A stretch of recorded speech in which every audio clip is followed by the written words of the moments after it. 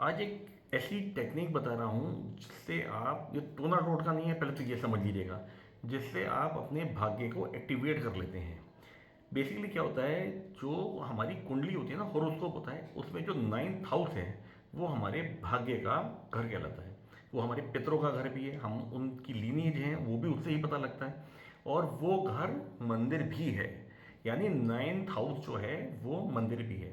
अब जिस तरीके से मैं बता रहा हूँ ना, इसको ये किसी भी प्रकार से टोना टोटका नहीं है। दोबारा रिपीट कर रहा हूँ इस लाइन को। इसको बहुत आराम से समझिएगा। देखिए, अगर आपकी जन्म पत्री में किसी भी लग्न के कुंडली हो आपकी, इससे कोई फर्क नहीं पड़ता। नवम भाव में अगर आपके चंद्रमा विराजित हैं या 4 नंबर की राशि लिखी हुई है, 4 नंबर लिखा हुआ है, तो आपके भाग्येश चंद्रमा हो गए। तो ऐसी स्थिति में अगर आप एक लोटा जल भी अगर शिव जी को चढ़ाएंगे, तो आपके भाग्य की जो स्थिति है वो धीरे धीरे प्रबलता की तरफ आनी चालू हो जाएगी। ऐसे ही अगर आपकी कुंडली में नवम भाव में 5 नंबर की राशि लिखी हो या सूर्य और केतु लिखे हों, या तो सूर्य देव विराजित हों या केतु देव विराजित हों, ऐसी स्थिति में भी अगर आप शिव जी की पूजा करते हैं तो आपको बहुत शुभ फल मिलेंगे। लेकिन यहाँ पे एक बात ध्यान देने की है कि यहाँ पे जो आपको पूजा करनी है वो जितनी जल्दी हो सके उतना करें। ऐसा नहीं है कि आप 11-12 बजे के बाद मंदिर जा रहे हैं तो फिर वो व्यर्थ हो जाएगा, भाग्य का आपके एक्टिवेशन नहीं हो पाएगा। अगर आपके नवम भाव में 3 नंबर, 6 नंबर या स्वयं बुद्ध देव विराजित हों, तो ऐसी स्थिति में जो मंदिर है ना, आपके घर के पास हो, कहीं पे भी हो, तो उस मंदिर में जो भी पेड़ पौधे लगे हों उनकी सेवा करिए। या मंदिर में पंडित जी महाराज का कोई परिवार रहता हो, उनकी छोटी कन्याएं हों। यहाँ जो बात ध्यान देने की है, जो व्यक्ति मंदिर में विराजित हो, अधिकतर पंडित लोग, बहुत से मंदिरों में ऐसी व्यवस्थाएं होती हैं कि पंडित जी महाराज अपने परिवार के साथ मंदिर के प्रांगण में ही रहते हैं।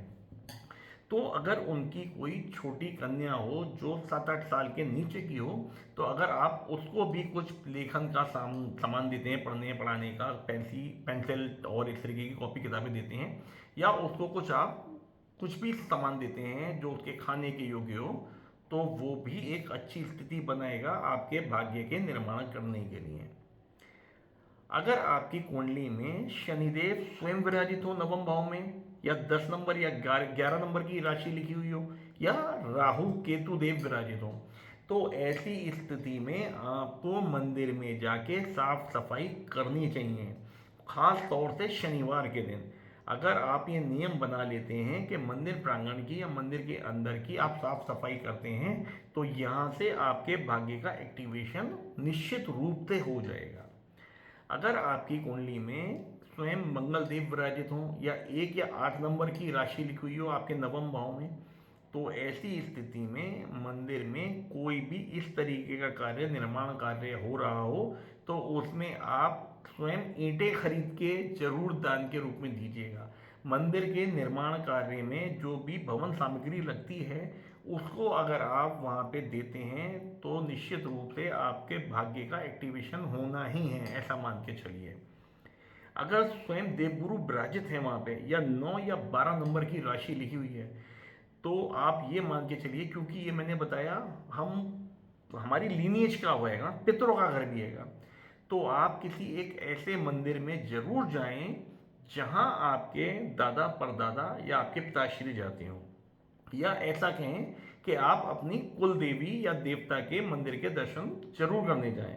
अब यहाँ पे सवाल ये उठता है कि कई लोगों के कुल देवी या देवता जो हैं वो दूर पे विराजित होते हैं, तो ऐसे में आप साल में 1 या 2 बार प्रयास करें, होली दिवाली या बड़े त्यौहार जैसे कहलाते हैं, उनसे पहले आप उन मंदिर में जाइएगा, वहाँ पे दर्शन करके आइएगा, मत्था टेक के आइएगा। आप चमत्कारिक रूप से देखेंगे कि आपके भाग्य में मूल चूल परिवर्तन आने चालू हो जाएंगे। देखिए, नवम भाव जो है ना वो हमारे भाग्य का है, और हमारे भाग्य के साथ साथ जो पितरों का है ना, तो यहाँ से हमें पितृ कृपा भी मिलती है। हमें उनकी कृपा किस प्रकार मिल सकती है वो हमें वहाँ का बैठा हुआ प्लेनेट या वहाँ पे विराजित राशि हमें डिपिक्ट करती है, बताती है। तो अगर आप इस तरीके के प्रयोजन को करते हैं, देखिए सिंपल पूजा पाठ हैगी, और इस काम को 1.25 से 1.5 महीने आप कॉन्टिन्यूस करते हैं ना, तो आपको चेंजेस अपने भाग्य में परिवर्तित आते हुए दिख जाएंगे। This is for sure shot, tried and tested है।